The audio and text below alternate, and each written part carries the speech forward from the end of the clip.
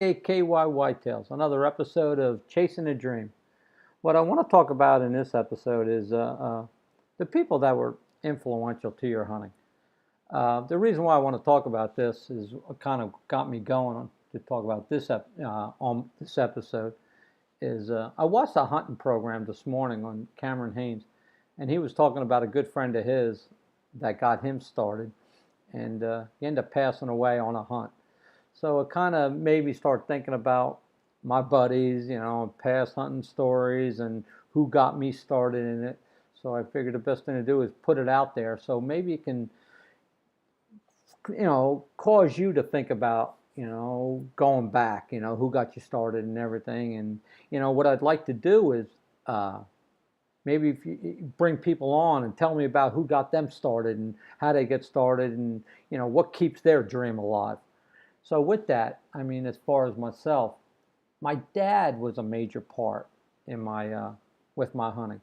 He always hunted. I remember, growing up, he was a fireman. We lived in New Jersey. He was a fireman at a military base, and if anybody knows of it, it's called Earl Ammunition Depot. And as luck would have it, it had 11,000-acre wildlife preserve on it that they were allowed to hunt. And when I was able to go, uh, I was fortunate enough to be able to hunt in there. It was like having your own ranch, and 11,000 acres worth. And so my dad, like I said, I would tag along with him on rabbit hunts. So that was kind of my spark right there. And so then later on, when I got a little older, I got my first recurve. And I remember it was a Bear Kodiak, and I practiced all the time, but I never had a chance to go. I really don't know why.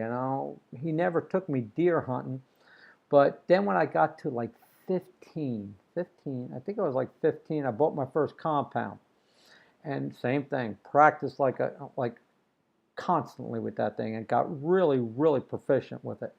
And then he asked my uncle if he would take me. My uncle was the fire chief where my dad worked at the same firehouse on this military base.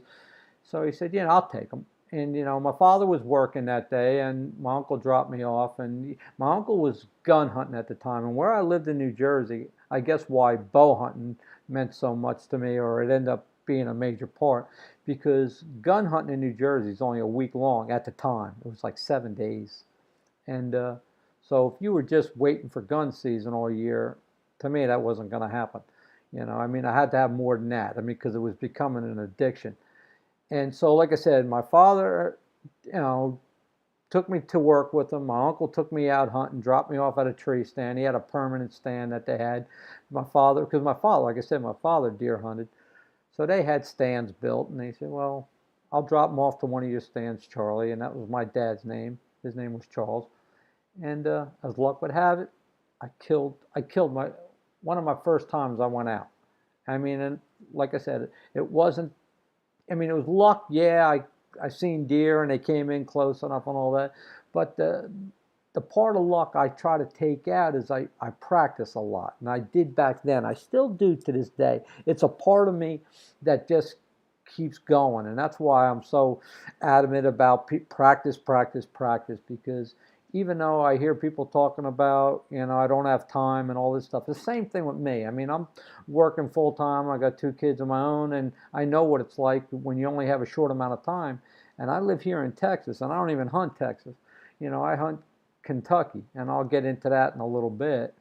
But I hunt Kentucky, so I just look at it like when my opportunity comes up, I want to be ready. I mean, it's like, so that's kind of why I'm so adamant about this practice thing. You got to be ready when that time comes. When your number's called, you got to be ready. I guess I get that from Dabo Sweeney at Clemson. He talks about that. But it's pretty cool, and that's what I try to do. So when he took me, I ended up killing. It was great. Then from that point on, I went a lot more often. My father would always take me because then he figured, okay, here we go. He would take me. Now I didn't need my uncle. My father would take me to work with him. Boom, I'd have to sit in a tree stand all day because I guess that's how he figured. He was working, I was hunting.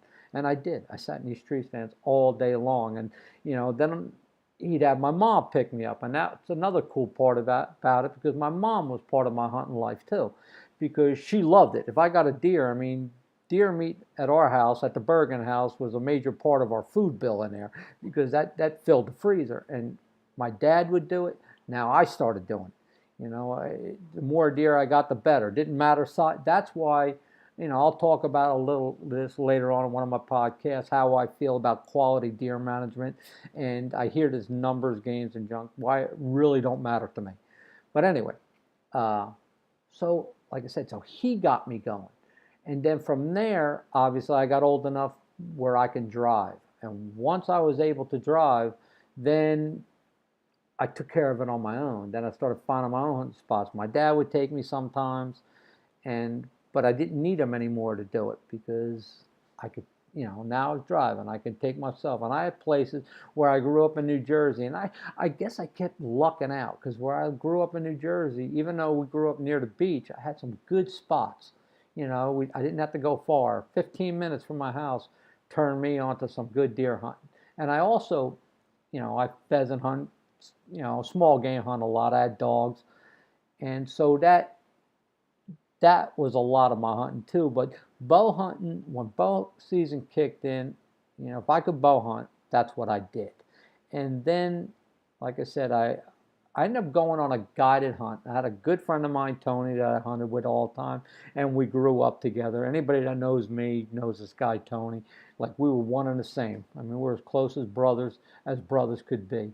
And we shot, always shot, could have been bows, BB guns, slingshots, but it seemed that everything we shot, we got good at it. And like I said, anybody that knows me will vouch for that. They'll say, let me tell you something. If there was anything alive around that house, it wasn't going to be alive long, because they were going to try to kill it. They just had fun doing it. And so we did a lot of that, So from Tony, and then from driving, and, we both had our driver's license. We got heavy into duck hunting, but still bow hunting was still the thing I loved the most. So I would pull off a lot on my own. It didn't matter if he wanted to go duck hunting. I was going bow hunting now. And then I ended up going on a semi-guided hunt into Kentucky on the western part. Tony and I told him, I seen it in the back of a magazine. It was like $4.95 for a week, semi-guided hunt. So I booked it. And, I booked the hunt, and Tony and I went down to Kentucky, the western part, and the hunt was a bust. I mean, it really stunk. I mean, I was lucky to even see a deer. But I met these two guys on the same hunt as us, this guy Dink and Harry. And when we were hunting together, we weren't supposed to, long story short, we weren't, with this way this guy had it set up, each person got their own block of land, and he didn't want you to mingle for some reason. I don't know if he didn't want too many people on the same block, or just so maybe somebody had a better piece. I don't know what it was, but he didn't want us to mingle. But Dink and I did. He ended up hunting out of on the same block as us, and he ended up killing a nice 8-pointer. And when he did that, when I seen it, I was like, dude, nice buck, and I was like at awe with this deer. And he was like, are you serious? He goes, let me tell you something. I got 900 acres up in the northern part of Kentucky, and let me tell you, if it was on the farm I was hunting up north, I wouldn't even have shot. I'd let it walk. And I was like, are you serious? So he gave me the opportunity, or an invitation, to come with him. But I had to go back to work, and my buddy Tony had to go back to work, and it was like a 17-hour ride for us. And so I said, I'll keep in touch with you. And he said, well, the only thing I can tell you, got an open invitation. You want to come, you let me know. So, and I wasn't going to let it die at that, So I called him like every month, at least once a month. I call him, sometimes twice a month, and just to keep it going, because I mean, I'm not that type of person. I get an opportunity, especially with hunting. I was like, whoa, I mean, if he had that quality of deer, I was going to jump all over it. So So I kept in touch with him, and I ended up going out there. I flew out to Kentucky, and I was hoping that the guy was still going to be there, or remember who I was, And when I got off that plane, because to be honest with you, I was hoping I remember what he looked like. So I got off the plane, some dude standing there in camouflage. I said, Dink. He said, Alan. I said, well, I guess that's the person that I need. And that's 30 years ago. And him and I are still doing it. And it just, and he's the person now that really kept it going, for me. Not that I needed any help, but it's just enough for me. Somebody, even when I couldn't go out there, I'd live it through him, because once I hunted it, the hunting was second to none. I mean, uh, here I go again, as luck would have it, and that's where I get lucky, because I get into these, either meeting people or different situations where it just helps it along, keeps this flame, keeps it burning. And that's what I'm hoping by people listening to this, it does the same thing for them. I mean, because it's so easy for that flame to start to die off too. Just like it took a lot for that spark to become a flame, well, it can go back to a spark again. And even for myself, until I listened to that episode with Cameron Haynes, I said, you know what? I got to rekindle a lot of my old stories, because they're special. I mean, the bottom line, when the hunt's over, that's all you got.